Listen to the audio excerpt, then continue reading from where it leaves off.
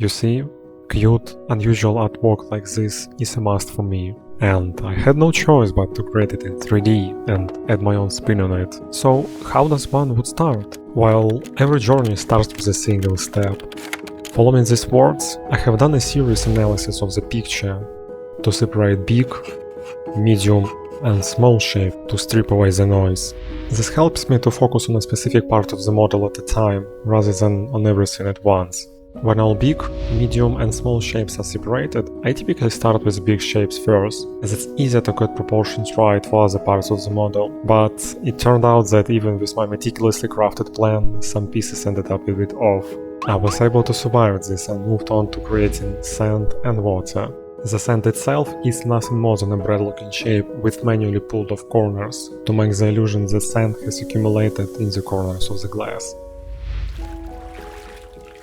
I will use a squish sphere which will act as a cutter to cut the top part of the bottle geometry, but before that it needs to look like that polished, so I'll deform it a little, which will help to introduce body surface details once cut. Then I will animate it to create the illusion of water increase or decrease, so when everything is combined together and infinite animation is added to the deformed sphere, we'll get a somewhat looking water surface. While I'm not entirely sure where a rock, starfish or shell belongs in nature, I know for sure that seagrass belongs to flora, so let's start with that. A straight tube or stem would work just fine. Stem without leaves looks kind of naked, so let's fix it by adding leaves on opposite sides. While we are here, let's also add some noise to the stem to make the stem bend a little, so it doesn't look like a blunted arrow. Now, repeating the same process with slight variations, I created another seagrass, but with thicker leaves. I haven't forgotten about leaves at the back. I have created them using a combination of extruded circles and beam simulation to create the illusion that they are moving inside of the water. Creating shell is an interesting one. While the outcome is clear, how it's accomplished? The first idea that comes to mind is a circle, but for obvious reasons it's easier to do by watching the Robios YouTube video and then reading a comment by... In any case, interesting take on a torus. Let's try it. I began by creating a torus and reducing number of rows and columns to create this UFO looking shape. Then after a few tries of figuring out, I removed the bottom part, followed by removing the right side part. Fascinating enough, under a certain angle I saw a shell shape out of it if the inside part was removed and corners moved inside to get the crown-like shape. Then pull up every second edge and bend it slightly, so it's not perfectly straight. Finally, add thickness and smooth all of the edges. Moving on to the next asset, air pump or air pump parody to be exact. Nothing special, it's a wall brick with holes in it. Now onto the real star of this video. Our spiky fella, the starfish. Give him 5 stars, extrude and twist the tips of the arms to show that it's relaxing on the sand.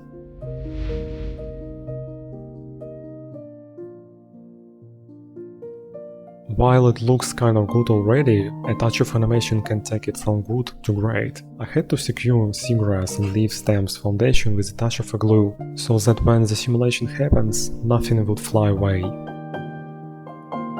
Speaking of things that like to float away, bubbles do that. After serious investigations on where bubbles appear, it turned out that they don't appear out of nowhere, but rather from air pump holes.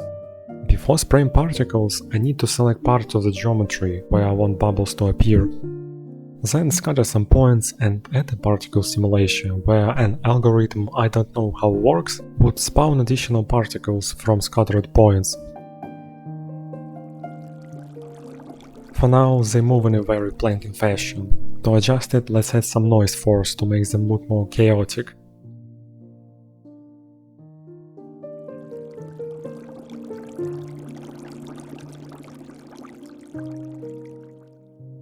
But before moving on, let's fix this bubble scale. I will use this clever expression which changes the bubble scale based on its age. In addition to that, I also added a ramp to modify where scale transition would happen, either at the very start, end or in the middle.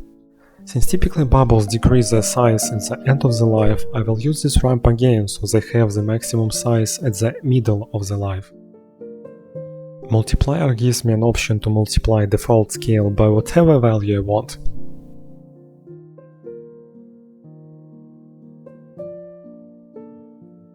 So bubbles were created slightly differently than air pump bubbles. A metal part of the lighter was used to act as a collider, so when bubble appears, they will collide with this part. I used a different timing and force variation to create the illusion that all of them appear at the same time, while in reality it's two slightly different simulations.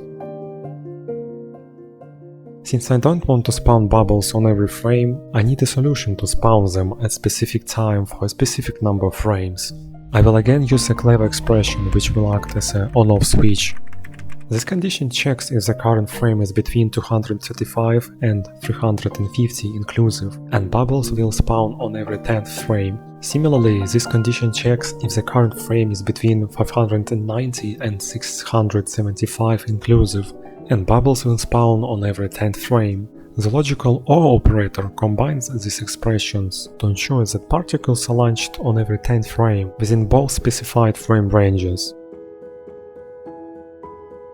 Previously, we figured out that bubbles don't appear out of nowhere, and adding bubbles to fish is not an exception. The software needs to understand where to add those bubbles. I selected a fish mouth first, or a triangle in this case, which will be used as a source where bubbles would appear. Then I scattered a few points, which will be used as a source to tell the algorithm to spawn new points from those points. One key part for fish bubbles is to tell the particle algorithm the velocity direction, or in other words, where bubbles would fly, since by default they will fly inside of the fish, while we want the opposite. The program I use uses V attribute. V stands for velocity. Since fish geometry already had normals information, I used the same values for velocity, but subtracted it.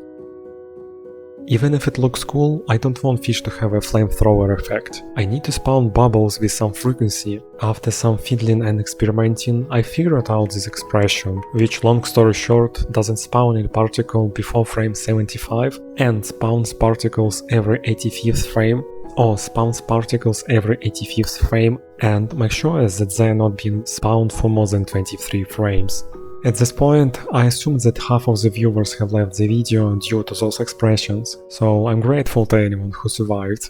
Moving on to the bit more straightforward part of this adventure, which is lighting. In total, 24 light sources were used. Some of them are used to light specific objects, like seagrass or starfish, for example. It gives more granular control over the light intensity for a specific object. If one light source was used, parts of the objects might be well lit, while others don't. In other words, a single light source means uneven lighting, some bright, some dim. Pumping light intensity is also not the case, as it will start to look more like we're looking at the sun, rather than the light aquarium.